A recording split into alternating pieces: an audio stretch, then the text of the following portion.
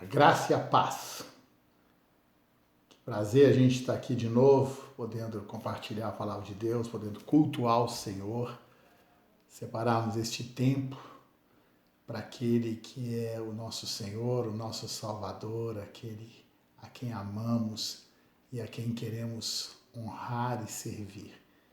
Te abençoo, espero que você esteja bem, que esses dias que ainda estamos aí, né? Estamos ainda aí dentro dessa pandemia e as coisas estão passando. Graças a Deus nós voltamos a nos reunir na igreja e eu creio que as reuniões voltarão ao normal, todas as reuniões da igreja, mas por enquanto ainda estamos aqui, né? Com esta reunião da quarta-feira ainda acontecendo de maneira virtual. Que o Senhor possa então falar com você. Vamos orar. Senhor Deus e Pai, em nome de Jesus, agradecemos ao Senhor o privilégio que temos de estarmos reunidos, ainda que assim, de uma maneira virtual.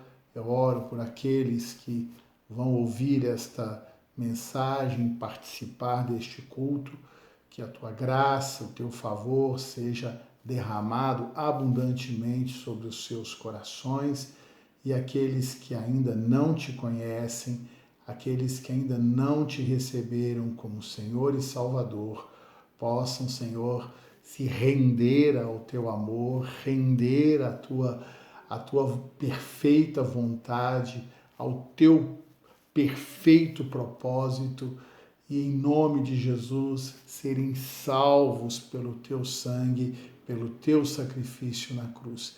Em nome de Jesus, ó Pai, nós clamamos pela operação do Teu Espírito, pela direção do Senhor em tudo que vamos fazer, tudo que vamos realizar, em nome do Senhor.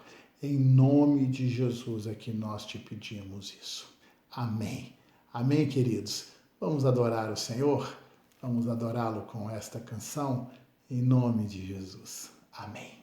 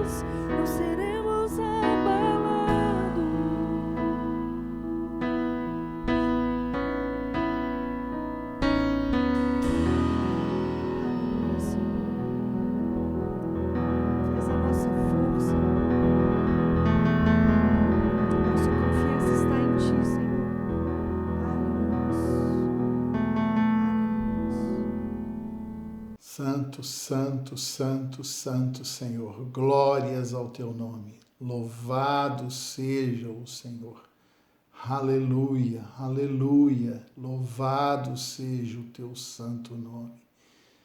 Ah, Senhor, muito bom louvar o Senhor. Que bom adorá-lo, que bom cantar para Ele, que bom declarar a Ele o nosso amor, toda a nossa devoção ao Senhor, o nosso Salvador. Louvado seja o seu nome. Amém, queridos? Amém. Vamos abrir nossas Bíblias, vamos à palavra de Deus. Hoje a palavra é um tanto forte, incisiva, bem para esse tempo que estamos vivendo.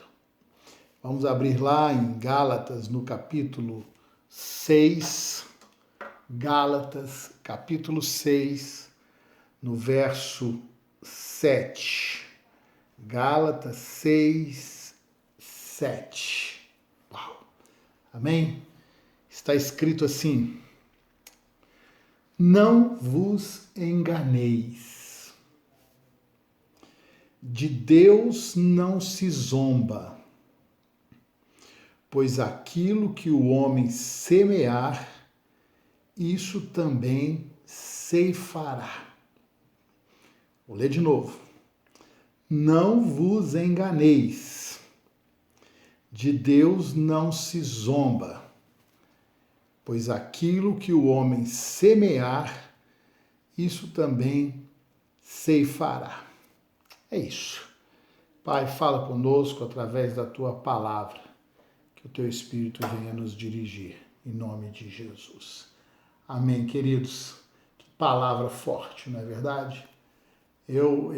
Quando eu leio este texto de Gálatas 6, 7, eu me lembro de um pastor, muitos anos atrás. Esse pastor, ele foi assim, uma bênção na minha vida. E nas reuniões, nos congressos que ele pregava, ele dizia sempre uma coisa. Ele falava isso: com Deus não se brinca. Com Jesus não se brinca. Com o Espírito Santo nem se pensa em brincar. Ele falava dessa forma. Algo que gerava em nosso coração um santo temor, uma reverência, um silêncio, uma atenção, um cuidado de como nós vivemos, como nos comportamos, como andamos nesse mundo, porque de Deus não se zomba, não se zomba. E nós vivemos tempos difíceis, meu Pai Celestial.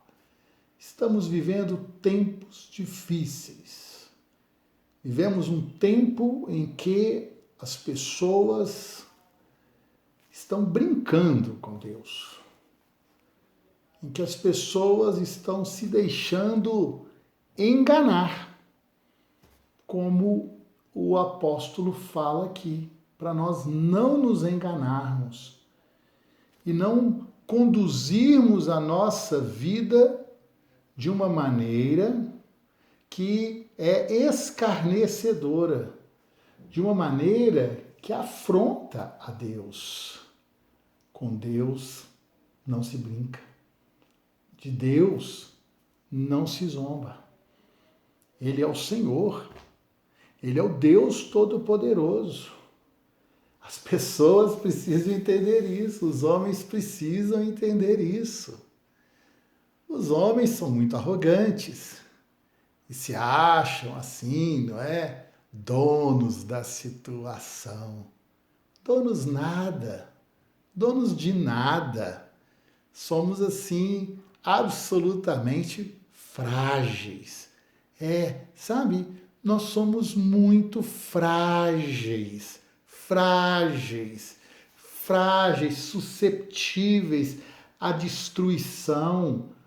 Vivemos assim. Eu digo muito aos meus amigos e irmãos, eu digo que nós somos sobreviventes, porque são tantas as coisas que podem acontecer, assim, no estalar de dedos, e que estão absolutamente fora do nosso controle. E que se nós não tivermos uma proteção divina, se o Senhor ele não olhar para nós de uma forma que ele se agrade de nós, se o Senhor não olhar para nós de uma forma em que ele nos veja alguém sabe, sobre quem há um plano, um propósito e que ele verdadeiramente queira nos preservar, cuidar de nós. Aquilo está escrito lá no Salmo 91 que diz que aquele que habita no esconderijo do Altíssimo, à sombra do Onipotente descansa. Eu vejo isso, eu vejo o Davi falando isso e ele entrando ali no tabernáculo, no momento da sua aflição, e ele procurando aquela sombra, a sombra da arca, né? A arca, aquele símbolo da presença de Deus ali naquele tempo, e o Davi se deitando, se encolhendo ali naquele lugar, naquela presença, naquele lugar de segurança, onde entendemos que a nossa vida está protegida, que a nossa vida está guardada, que há alguém que nos ama e que zela por nós.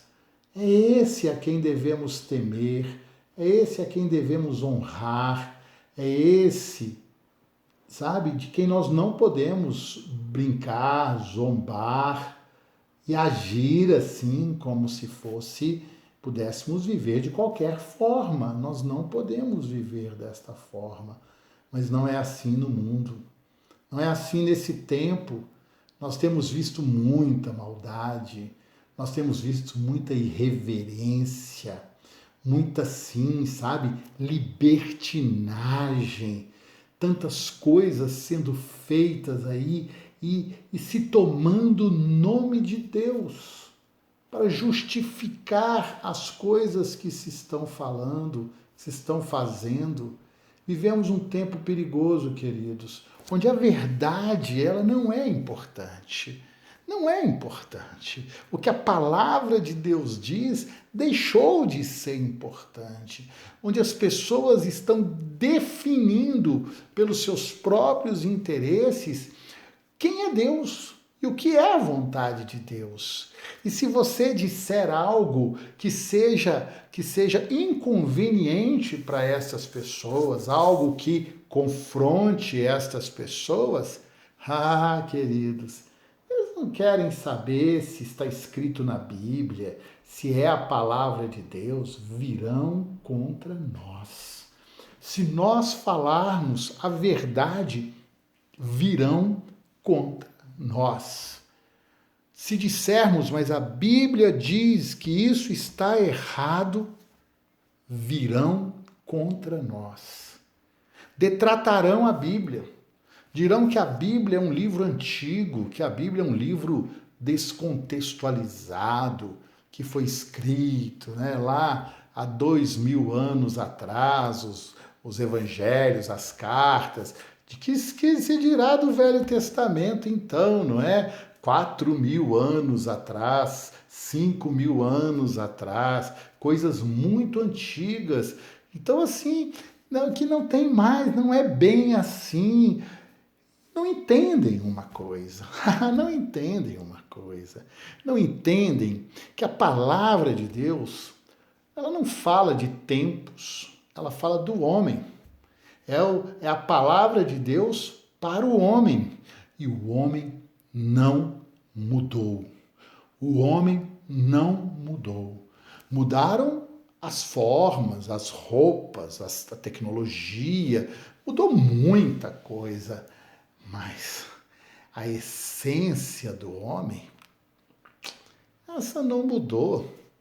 Nós lemos a palavra de Deus de Gênesis a Apocalipse e vemos o mesmo homem, o mesmo homem. Podemos nos ver ali em Adão, exatamente como somos hoje, como Adão foi, e aquilo que Caim fez com seu irmão Abel, os filhos de Adão, lá em Gênesis, no capítulo 4, está lá escrito isso, que o Caim, por inveja, matou o seu irmão. O que mudou? Nada mudou, porque continua da mesma forma, da mesma forma. A malícia dos homens, a afronta a Deus, o desejo de ser igual a Deus, como aqueles homens que construíram a Torre de Babel, querendo chegar aos céus, enfrentar a Deus. Nada mudou. O homem continua construindo a sua Torre de Babel. Sim, a mesma coisa, querendo chegar e ser igual a Deus, não precisar de Deus, poder confrontar a Deus e dizer, como muita gente diz assim, eu não concordo com isso. Sabe, eu acho que Deus, se Deus pensa dessa forma, se é assim que é a vontade de Deus, eu não concordo com Deus. Eu acho tão assim, sabe?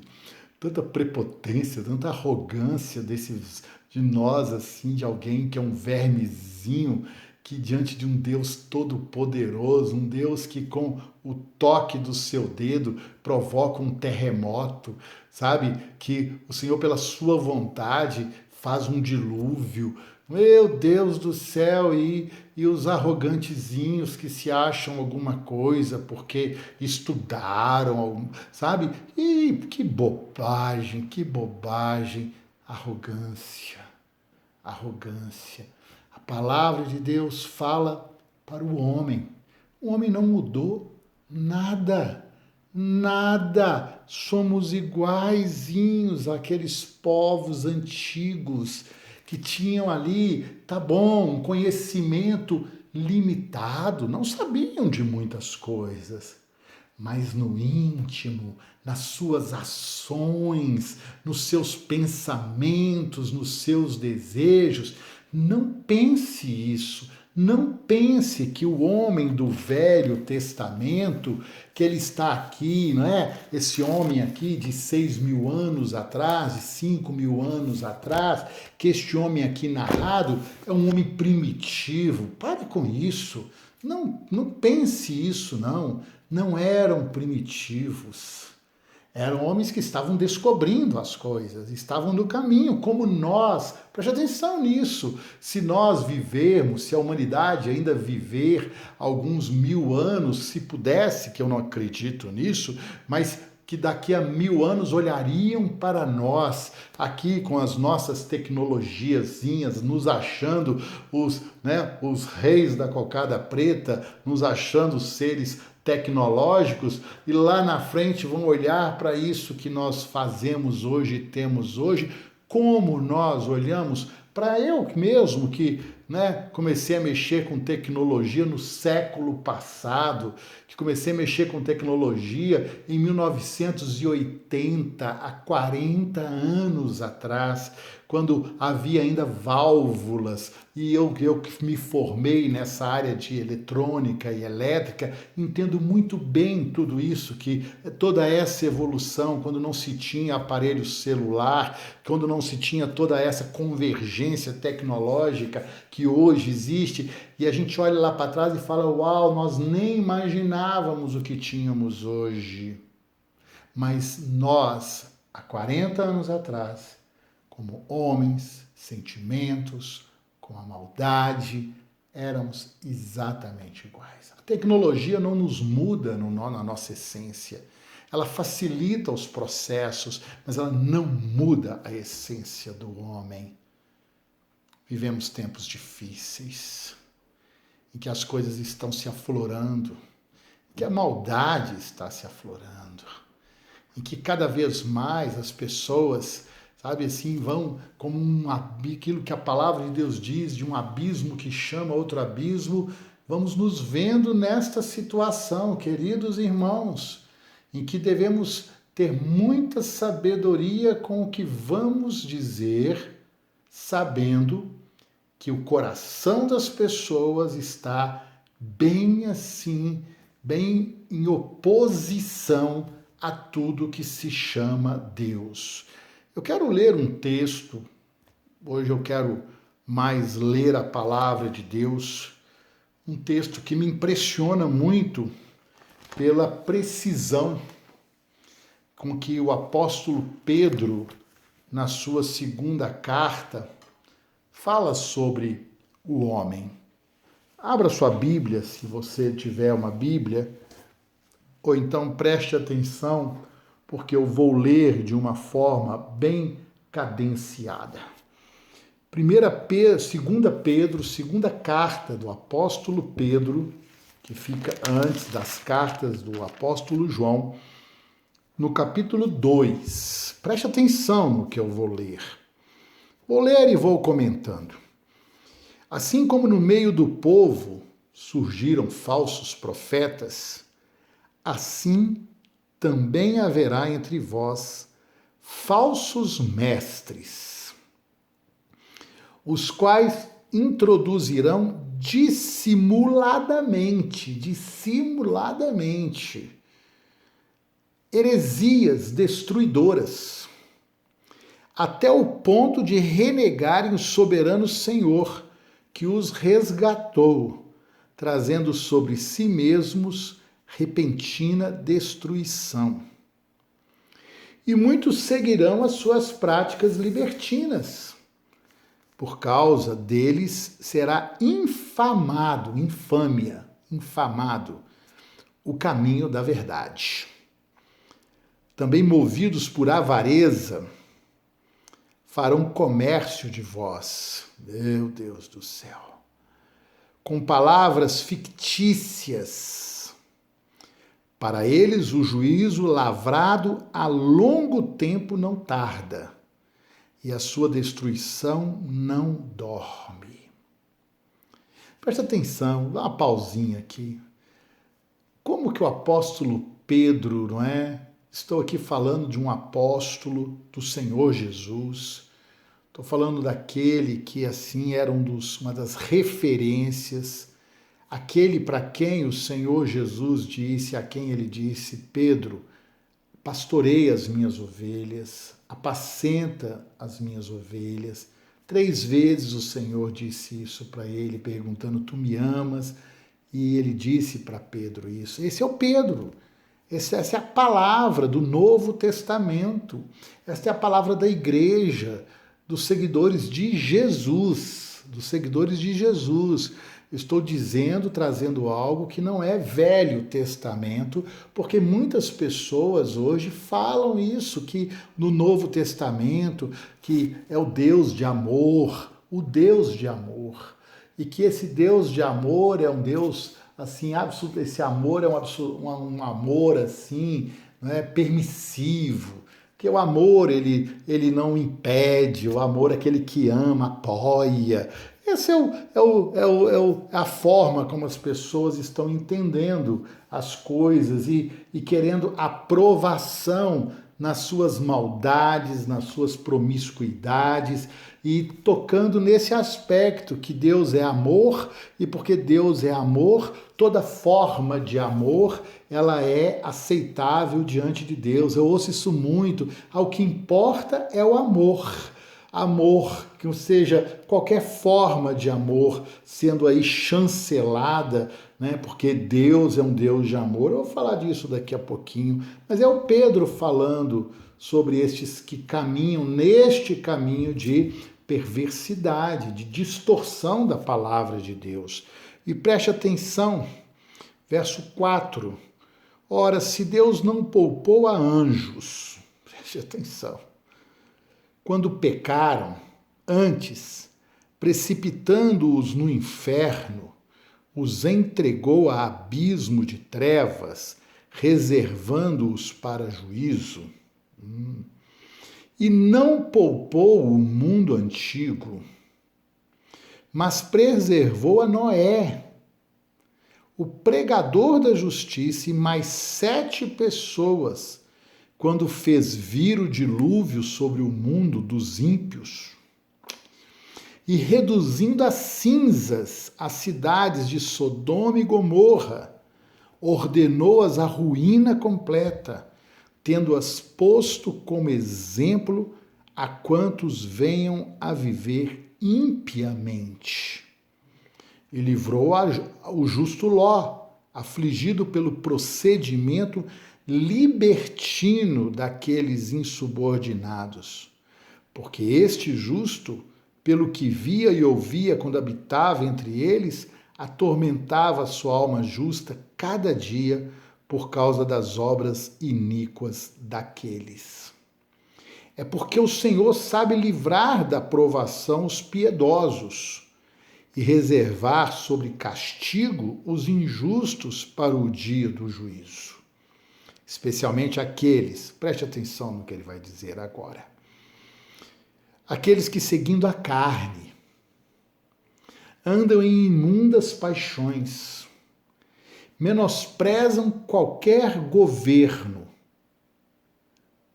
atrevidos, arrogantes, não temem difamar autoridades superiores.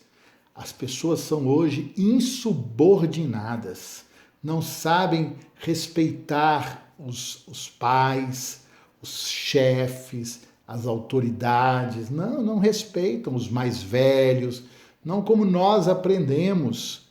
Não respeitam, são insubordinados, fazem o que querem, desprezam qualquer governo. Isso aí, vamos lá.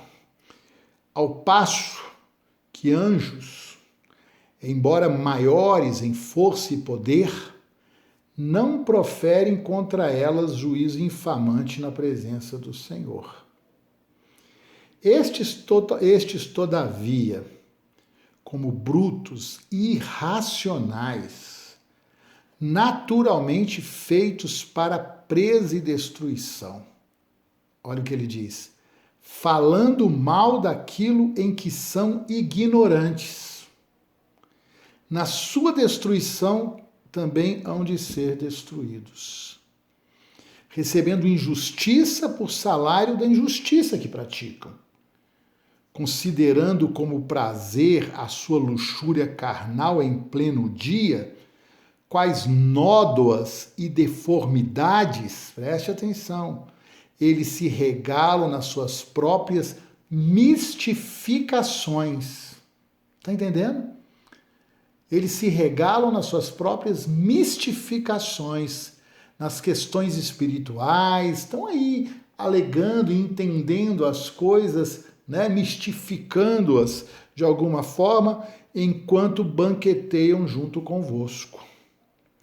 Tendo olhos cheios de adultério e insaciáveis no pecado, engodando algumas inconstantes, tendo coração exercitado na avareza, filhos malditos, abandonando o reto caminho, se extraviaram, seguindo pelo caminho de Balaão, filho de Beor, que amou o prêmio da injustiça, recebeu, porém, castigo da sua transgressão, a saber, um mudo animal de carga, falando com voz humana, refreou a insensatez do profeta. Esses tais são como fontes sem água, como névoas impelidas por temporal. Para eles está reservada a negridão das trevas. Porquanto, proferindo palavras jactanciosas de vaidade, engodam com paixões carnais por suas libertinagens. Quantas vezes ele fala sobre libertinagens, não é? Sobre suas libertinagens. Aqueles que estavam prestes a fugir dos que andam no erro. Eles engodam com as suas libertinagens os que estão prestes a sair do erro, prendendo-os no erro. Eles enganam essas pessoas. Meu Deus do céu. Prometendo-lhes liberdade quando eles mesmos são escravos da corrupção, pois aquele que é vencido fica escravo do que é vencedor. Portanto, se depois de terem escapado das contaminações do mundo, e agora ele vai falar sobre esses que conhecem o Senhor e que estão se desviando do caminho, preste atenção. Portanto, se depois de terem escapado das contaminações do mundo, mediante o conhecimento do Senhor e Salvador Jesus Cristo, se deixam enredar de novo e são vencidos, tornou-se o seu último estado pior que o primeiro. Pois melhor lhes fora nunca tivessem conhecido o caminho da justiça, do que após conhecê-lo, volverem para trás, apartando-se do santo mandamento que lhes fora dado. Com eles aconteceu o que diz certo adágio verdadeiro: o cão voltou ao seu próprio vômito, e a porca lavada voltou a revolver-se no lamaçal. Uau, irmãos, esse é o capítulo 2 de 2 Pedro, que fala coisas tão fortes, mas que descreve o estado desse mundo. Esse mundo sem Deus, esse mundo onde Deus está sendo zombado. E Jesus, ele fala lá em Lucas, no capítulo 17, quando fala da sua vinda, olha o que ele fala, porque vocês viram que ali o texto de Pedro, Pedro falou de Noé, né, da preservação no dilúvio, falou ali de Ló na preservação em Sodoma e Gomorra. Ele fala aqui disso, Jesus diz no tempo da sua vinda, Lucas 17, verso 26, novamente ele fala: assim como foi nos dias de Noé, será também nos dias do Filho do Homem, falando da sua volta. Comiam, bebiam, casavam e davam-se em casamento, até o dia em que Noé entrou na arca, e veio o dilúvio e destruiu a todos. O mesmo aconteceu nos dias de Ló. Irmãos, comiam, bebiam, compravam, vendiam, plantavam e edificavam. Mas no dia em que Ló saiu de Sodoma, choveu do céu fogo e enxofre e destruiu a todos. Assim será no dia em que o Filho do Homem se manifestar. Jesus falou isso, que a sua volta será como nos dias de Noé e também como nos dias de Sodoma e Gomorra. Meus irmãos, o que nós estamos vendo nesse tempo nosso agora? Quantas vezes nesse ano, eu te pergunto, você ouviu notícia na televisão de filhos matando pais, pais matando filhos? Isso é violência extrema. Vivemos em um tempo de Noé. Quantas vezes nós estamos ouvindo aí, queridos, acharam ali a cabeça de um, né? E os caras aí filmando execuções, coisas terríveis. E a questão da sensualidade. Meu Deus do céu, essa violência, quantas mulheres estupradas, crianças estupradas, pai estuprando filha, pai estuprando filha, crianças pequenininhas de 6 anos, bebezinhos, sendo estuprados pelo próprio pai, pelo padrasto, por alguém assim. Esse é o tempo de Sodoma e Gomorra, essa maldade, essa promiscuidade, tudo isso, essa coisa, essa degeneração moral que nós vivemos. É esse tempo, exatamente. E eu estou sendo ousado em falar estas coisas aqui e publicar estas coisas até mesmo na internet, mas eu estou falando da palavra de Deus que retrata como será no dia do Filho do Homem. É sobre isso que nós estamos falando. E é o tempo em que nós vivemos. Esse é o tempo em que nós vivemos. Em que esta palavra é uma palavra tão necessária para nós cristãos, para nós que amamos a verdade, seguimos o caminho, que entregamos as nossas vidas ao Senhor Jesus e aguardamos a sua vinda. Nós não podemos nos iludir. é dentro desse contexto, é nesse ambiente, né, de Sodoma e Gomorra, é dentro desse ambiente dos tempos de Noé, em que as pessoas serão embrutecidas, estarão assim. É nesse tempo em que o Senhor Jesus vai voltar. E por isso eu digo, Maranata. E sentimos que está muito perto a sua vinda. Mas eu quero falar, eu disse que ia falar algo lá em 1 João, no capítulo 4, na carta de João, capítulo 4. Preste atenção nisso que eu vou dizer aqui agora, porque no capítulo 4, a partir do verso 7, tem um título aqui interessante, não é? Diz aqui que Deus é amor. E verdadeiramente Deus é amor. E a palavra de Deus fala, esse mesmo João que escreveu essa carta aqui, o João, o apóstolo João, aquele que era o mais íntimo do Senhor Jesus, aquele que deitava no colo do Senhor, no peito do Senhor, aquele que Pedro mandou perguntar para Jesus quem era o traidor, porque João, pergunta para ele, porque o João era mais íntimo, João estava mais próximo do Senhor, que é chamado o discípulo do amor. Porque ele que diz lá em João, no seu evangelho, que Deus amou o mundo de tal maneira que deu o seu Filho unigênito para que todo aquele que nele crê não pereça, mas tenha a vida eterna.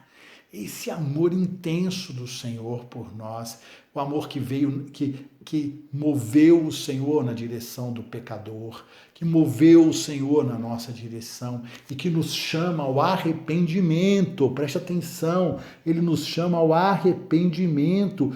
Esse Deus de amor, esse Senhor Jesus, que muitos dizem, mas Jesus não condena o pecador. Ele não atirou a pedra. Ele não atirou a pedra na mulher adúltera, não. Os homens queriam apedrejá-la, mas ele disse para ela, olha, eu não te condeno também. Onde estão aqueles que te condenavam? Eu também não te condeno. Vá e não peques mais. Foi essa palavra que o Senhor Deus, o Senhor Jesus deu a ela. Ele não aprovou o pecado dela. Ele não apedrejou, mas ele a chamou ao arrependimento e disse, vá e não peques mais. O que ele disse é que o que ela fez era pecado, porque o que ela tinha feito, adultério, é pecado. Não peque mais. Essa é a palavra do Senhor para nós. É esse Deus de amor que nos chama para o caminho da verdade, o caminho do relacionamento em santidade com Deus, porque Deus é santo. E ele nos chama a esse caminho de santidade.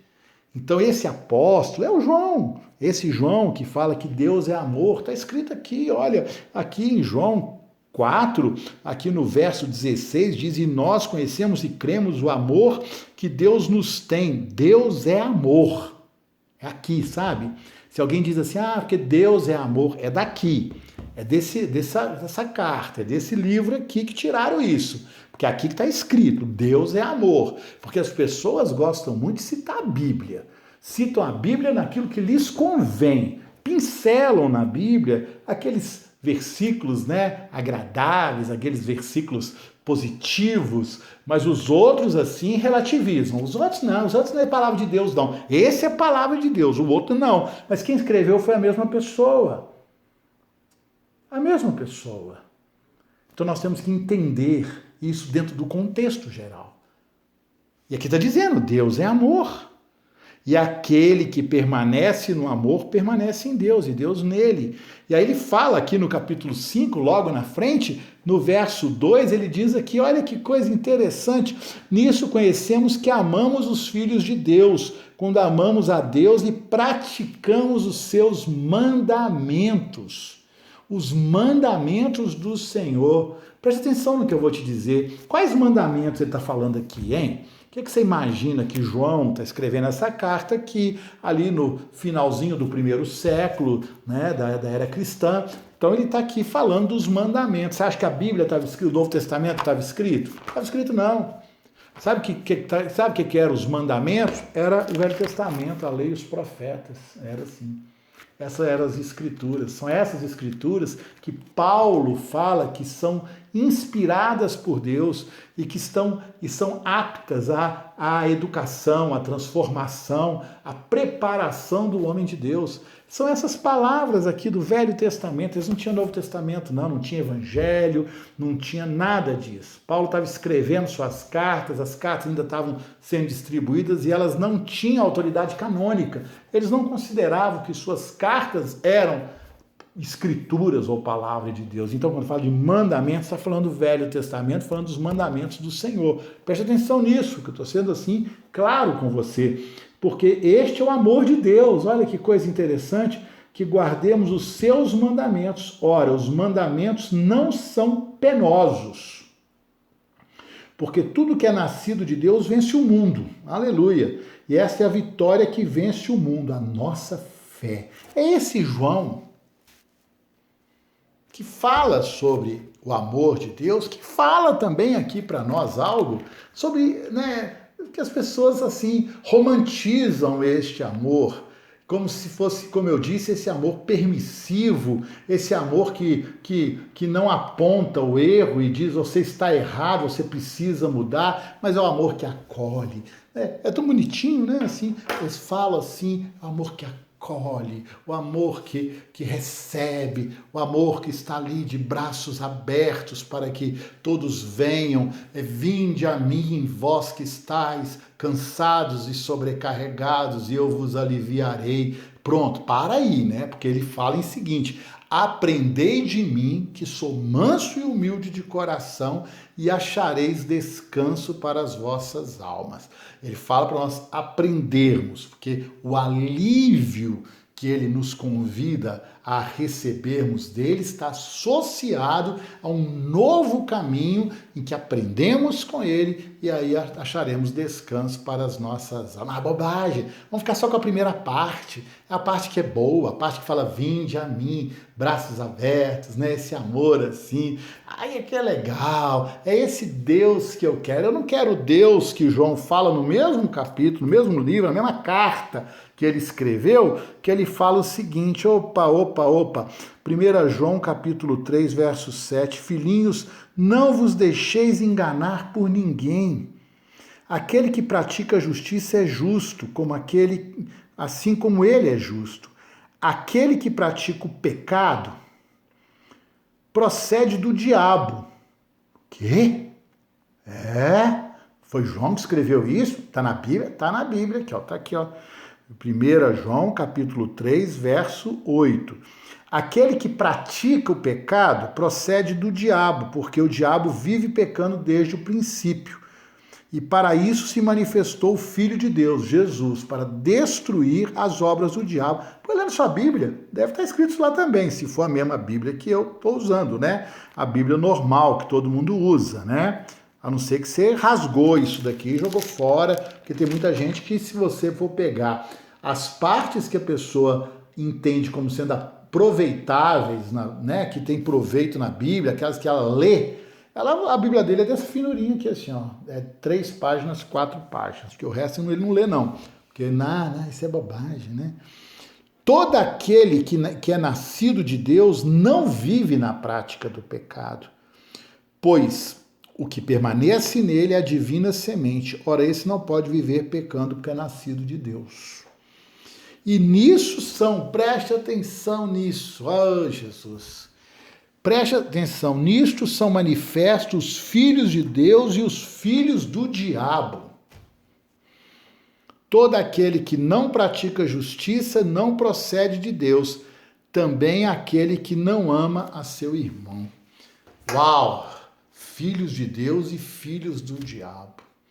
Que coisa, hein, gente? Que coisa. É a Bíblia. É a palavra de Deus, com a sua clareza, com a sua verdade, e que não fala somente coisas que nos agradam, mas fala a verdade. E nos conduz, assim, a uma reflexão de qual tem sido a nossa posição, qual é a nossa escolha.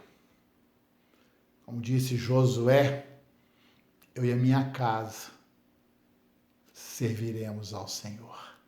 Essa é a nossa escolha. Servir ao Senhor Jesus. Entrar pela porta estreita, caminhar no caminho apertado, porque largo é o caminho que conduz para a perdição. É o que Jesus disse. E são muitos os que entram por essa porta larga, por esse caminho largo, o caminho folgado, o permissivo. Esse conduz para a perdição. Mas o estreito, o da renúncia, que aquele quiser me seguir, negue-se a si mesmo, tome a sua cruz e siga-me. Que temos que, apesar de termos os nossos impulsos, as nossas inclinações para o mal, com a graça de Deus, com o favor de Deus, podemos dominá-las, podemos sujeitá-las para que não façamos aquilo que desagrada ao Senhor.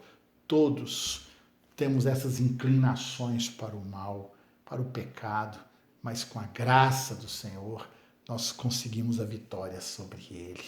Ah, queridos, não se deixe enganar. Não se deixe enganar com as falácias, não se deixe enganar com os discursos politicamente corretos, com os discursos agradáveis, e assim, e em termos que falar aquilo que as pessoas vão aceitar. Ah, queridos, o Evangelho é um caminho de salvação, é uma alternativa a esse caminho do mundo. Se nós não formos diferentes, ninguém vai mudar. Se nós não mudarmos, ninguém vai mudar. Se não apresentarmos um outro estilo de vida, uma vida consagrada ao Senhor pelo poder do Espírito Santo, se as pessoas não olharem para nós e verem em nós coerência com a verdade, com a palavra de Deus, ninguém vai mudar. Por isso que diz lá em Romanos que a ardente expectativa da criação aguarda a revelação dos filhos de Deus. Então vamos nos manter firmes na verdade. Vamos nos manter firmes, entendendo toda essa verdade, todo esse contexto em que vivemos. Irmão, em nome de Jesus, tenha coragem de ser aquilo que Deus quer que nós sejamos. Vamos ter esta coragem de permanecer firmes, ainda que tenhamos que sofrer. Ainda que tenhamos que sofrer. Porque Estevão, está lá em Atos, Estevão, ele pregou a verdade, mas ainda assim levantaram contra ele falsas testemunhas, homens mentirosos, que disseram, não, você disse isso. É assim que estão fazendo, somente nessa semana sabemos do que está acontecendo com alguns irmãos, em que pessoas estão aí pincelando ali, pinçando as falas que interessam, tirando do contexto e levando isso para um caminho de mentira, de inverdade. Meu Deus do céu, que Deus nos dê coragem, irmão, coragem de viver o Evangelho, coragem de pregar a verdade, para sermos como Noé, que está falando ali, né, em Pedro, pregador da justiça, que em meio a uma geração perversa, esse homem teve a coragem de construir uma arca. Ainda que todo mundo estivesse gozando, está lá escrito lá em Gênesis que ainda não havia chovido sobre a terra, e Deus fala para esse homem construir um barco, mas foi nele, nesse barco, que é o mesmo que nós estamos construindo. Essa mesma arca, em Jesus, ele é a nossa arca, que nele, escondidinhos nele, quando chegar a hora, nós seremos salvos. Deus te abençoe. Deus te abençoe com coragem. Você que ouviu essa palavra, não me tenha como alguém que incita qualquer coisa. Tudo o que eu quero é que você conheça a verdade, porque a palavra de Deus está escrito, e conhecereis a verdade, e a verdade vos libertará. Essa é a verdade que liberta, não há outra verdade. Qualquer outra coisa é a palavra de Paulo ali em Gálatas 6, verso 7. Não vos enganeis. De Deus não se zomba, porque aquilo que o homem semear, isso ele colherá. Pai Santo, em nome de Jesus, eu te agradeço por esse momento, por esta palavra, e que ela possa então, Senhor, realizar em nossos corações todo o propósito para o qual ela foi enviada neste momento. Abençoa os ouvintes, Senhor, e que haja nos seus corações o santo temor, a reverência, a consideração da tua vontade e o andar na tua presença. Em nome de Jesus, meu Rei, eu te agradeço, em nome de Jesus. Te abençoo, querido, em nome de Jesus. Se essa palavra, de alguma forma, tocou o seu coração, mande o link para outras pessoas. Faça isso, não é? E os irmãos da igreja que, porventura, aí, né, não estarem indo ao templo e quiserem, né, nós temos essa prática dos dízimos e das ofertas, somos fiéis nisso, então vai estar aí embaixo no letreiro a conta da igreja, onde você pode fazer a sua transferência bancária para manutenção da obra de Deus. Que Deus te abençoe, que Deus te dê uma semana de paz. Domingos, voltamos a nos reunir 18 horas lá no nosso templo, com todas as medidas de segurança. Espero vocês lá. Que Deus os abençoe. Que a graça do nosso Senhor Jesus Cristo, o amor de Deus, o nosso Pai, e as doces consolações do Espírito seja sobre todos, agora e sempre. Amém. Deus te abençoe.